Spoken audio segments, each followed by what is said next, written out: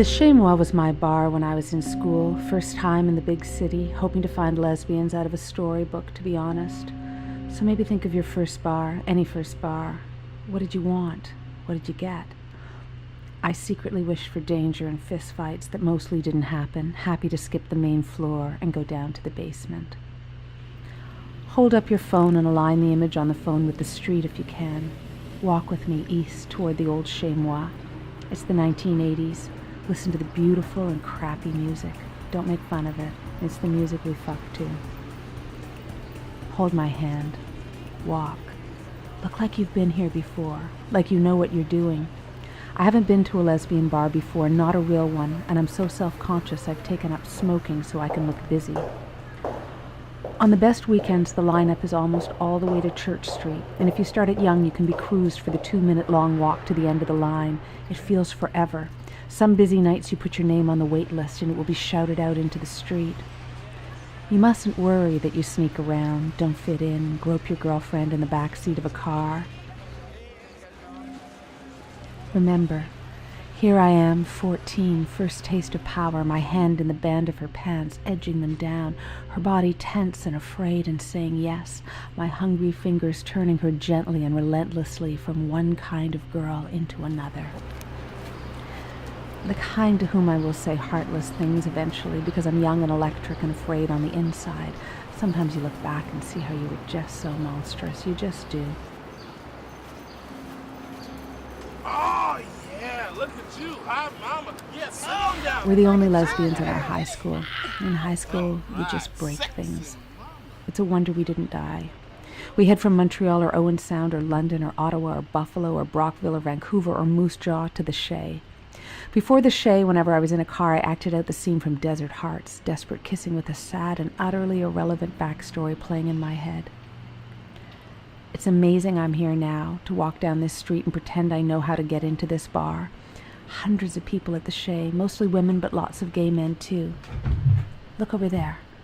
And one straight man who likes to put his hand on my ass at the bar until, over time, I become a less accommodating version of myself. To be honest, I'm mostly mad that his hand risks marking long-haired me as impossibly straight and ruining my chances of finding a girlfriend here forever. If you're very young now, in the time of beer-sponsored pride and out-gay school principals, in a large town or progressive tree-lined suburb, you might never know the secret I'm about to share, and I'm a bit sad for that. Not for the equality part or the cool swag or your 2 married moms. Of course not. I'd never begrudge you that, hun. But here's what you missed. What holds us together at the Chez in 1980s Toronto? Shh, listen. It isn't what we do in bed or how we do gender or anything like that. It's that most of us are still having to make everything up from bits and pieces, whispers, the right shelves at the library, arriving at this bar so raw and hungry and expectant and bursting and just ready. It will never be good enough. The Chez Moi might as well be fucking Ithaca. Keep walking. I'll confess this now, but I mightn't have then. But I liked my certainty that lesbians were mysterious, dangerous, liked invisibility, that you had to know codes and secret handshakes, the way to the women's bookstore, where I imagined the lesbians would just find me and take me gently by the hand and lead me to a passage hidden possibly behind a staircase. I became a lesbian as much for the basement glamour as the fucking. Though it was super close, my tongue searching a series of undergraduate classmates like they were maps, there in the bathroom stall of the Chez. We make ourselves up from broadsheets written 40 years ago, and Bebo Brinker novels written before we were born, books we buy at the Michigan Women's Music Festival, almost tasting the ahistoric lesbianism on our tongues, and Xavier Holiday's Call Me Madam column in Playboy magazine, and extrapolate all female sexuality from what our one grade 11 girlfriend liked in bed. It's a gift to be growing up without knowing any reliable script, no role models. But there are public conceits. Pretend you didn't read the Playboy. Pretend when you think of sex with a girl you see a forest or the ocean or all sorts of acceptable core imagery you find out about in your Introduction to Women's Studies class. Don't tell them you see the girl tied to your bed screaming your name.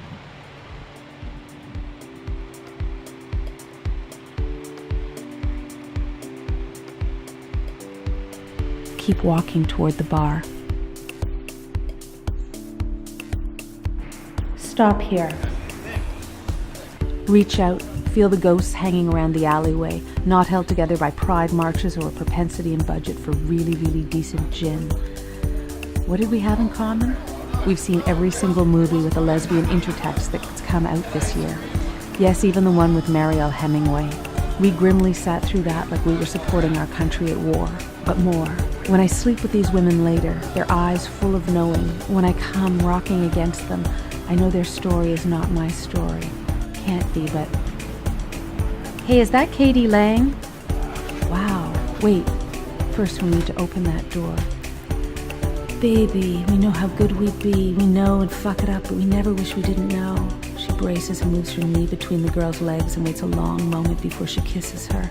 It's a burning kiss, wet and electric, and she's not asking permission. The girl lets her body flatten against the bricks so they can kiss without unbalancing. Check them out over to the right, so she can feel the other girl needy and present and sorry and promising against her. They don't think you see them. Her hand releases her wrist, finally satisfied she's not going anywhere, and now both her hands are in that girl's hair. Now turn around and walk back toward the sidewalk. This must be her hat. And the kiss is extraordinary, her tongue strong and artful, making her feel like she's already fucking her. And she cries into her mouth and finally allows her own hands to fist into the other girl's shirt, grinding her hips against her. Want? She pants.